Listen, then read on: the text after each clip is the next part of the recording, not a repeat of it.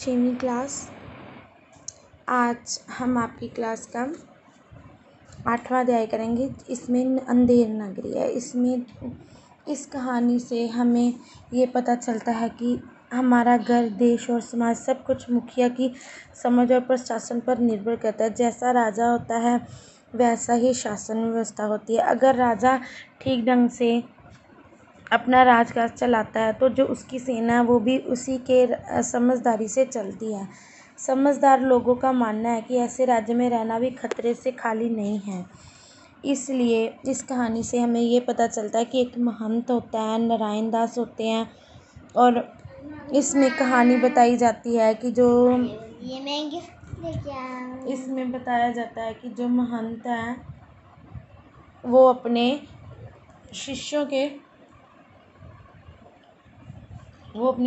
के साथ इस नगरी में जाते। इस नगरी में वो बोलते हैं कि हम कुछ ना कुछ इकट्ठा करके, कुछ भिक्षा लेके कुछ ना कुछ ज़रूर खाएंगे। तभी वो इधर उधर जाते हैं। वो गोवर्धन दास के जो एक बानी है उससे आटे का भाव पूछते हैं, सब्जी का भाव पूछते हैं, सभी का भाव टके सिर। तो बोलते हैं हाय टके सिर, सब कुछ ही टके सिर। तो वो हलवाई के पास जाते हैं, वो भी टके सिर। वो हलवाई से कुछ मिठाई खरीद लेते हैं। तो वो हलवाई बोलता है कि ये अंधेर नगरी है।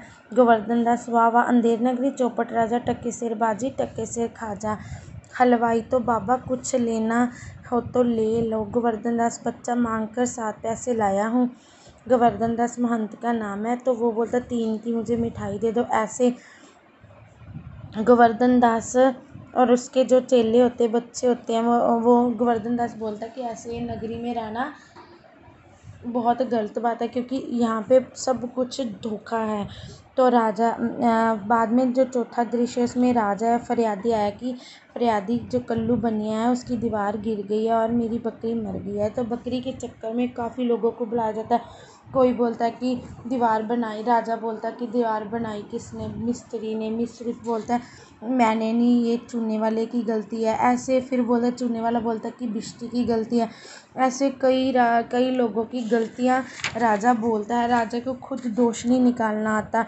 तो वहाँ जब आखिर पे एक कोतवाल होता है, उसको फांसी पर चढ़ाया जाता है। तो जब उसको फांसी पे चढ़ाया जाता है, जो फांसी का फंदा होता है वो मोटे आदमी के, तो उसका जो राजा वो अपने सिपाहियों को बोलता है कि कोई मोटा आदमी लेके आओ। तो मोटा आदमी क्या होता है? गोवर्धन दास। गुरुजी ने हमको नाहक यहाँ रहने को मना किया है। तो वो बोलता है कि गोवर्धन दास हम तुम्हें लेने आए क्योंकि तुझे फांसी नहीं बोलता, फांसी के दिन ही बोलता है कि तुम मोटा हो, तो मोटा होने की वजह से जो फंदा है वो मोटे आदमी के लिए बना है, तो तुझे फांसी मिलेगी। बोलता है ये तो बहुत गलत बात है, हमें तो गुरुजी ने इसीलिए बोला था कि आप यहाँ पे ना रुको। तो ऐसे महंत बोलता है अरे बच्चा गोवर्धन दास, मैंने तो कहा था कि ऐसे नगर में रहना ठीक नहीं है। ऐसे कई बार कई सिपाही आते हैं, हर सिपाही हट जाते हैं। महंत फिर जब राजा के पास आते हैं तो जो गुरु के चेले होते हैं वो बोलते हैं हम फांसी के तख्ते पे चढ़ेंगे। गुरु बोलते हैं हम। गोवर्धन दास बोलता है हम। तो जो गोवर्धन दास बोलता है, गुरुजी बोलते हैं कि जो फांसी, ऐसी सज़ा तो हर कोई चाहता है क्योंकि सीधा स्वर्ग में जाना। तो सभी बोलते हैं हम फांसी पे चढ़ेंगे, हम फांसी पे चढ़ेंगे।